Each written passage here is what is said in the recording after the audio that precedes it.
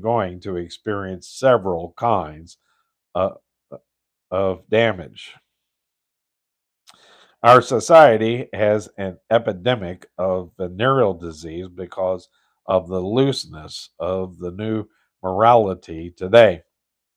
Many psychiatrists are trying to help us get rid of our guilt complexes. A Christian psychiatrist who taught in one of our universities here in Southern California told me one time, you need to emphasize in your teaching the guilt complex more than you do.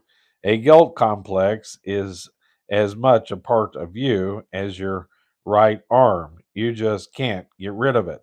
However, the godless psychiatrist may attempt to remove the guilt complex in the wrong way. For example, a Christian lady called me one time and said, Dr. McGee, a most frightful thing has happened to me.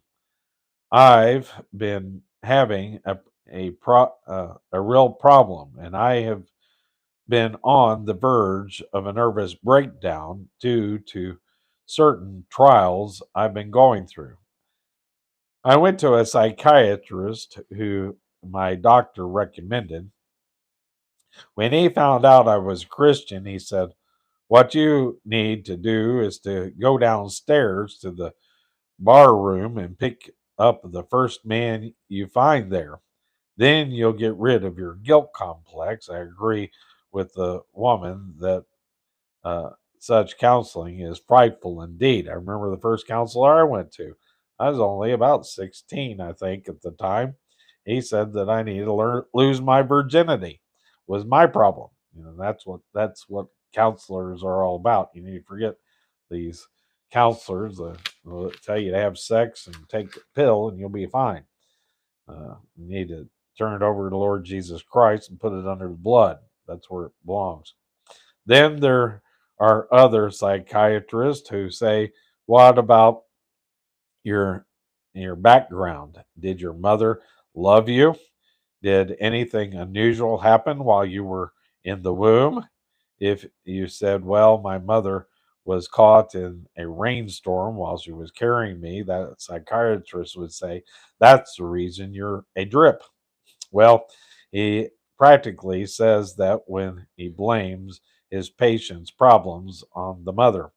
My friend, you could solve a great deal of your problems for which you are blaming someone else if you could say to the living Lord Jesus, who is right now at God's right hand, I'm a sinner, I'm guilty. Then he will remove your guilt complex. He is the only one who can do that. Proverbs says, for as he, a man, thinketh in his heart, so is he. Proverbs 23 and verse 7.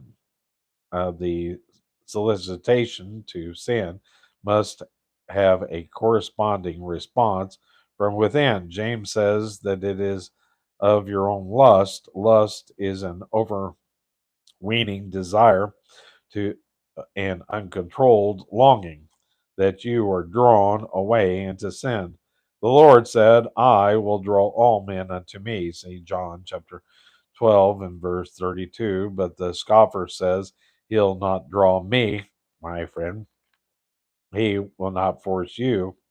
Hosea tells us that he will only use bands of love to draw us to himself. He wants to woo and win you by his grace and love.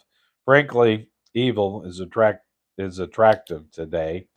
It is winsome. We are told that Moses was caught up at first in the pleasure of sin. Man can be enticed, the hook can be baited if he yields. Before long, a person will become an alcoholic or a dope addict. That concludes that section. You might want to point out that you may be thinking, well, how can J. Vernon McGee give psychological advice? I believe he has a degree in psychology. So he's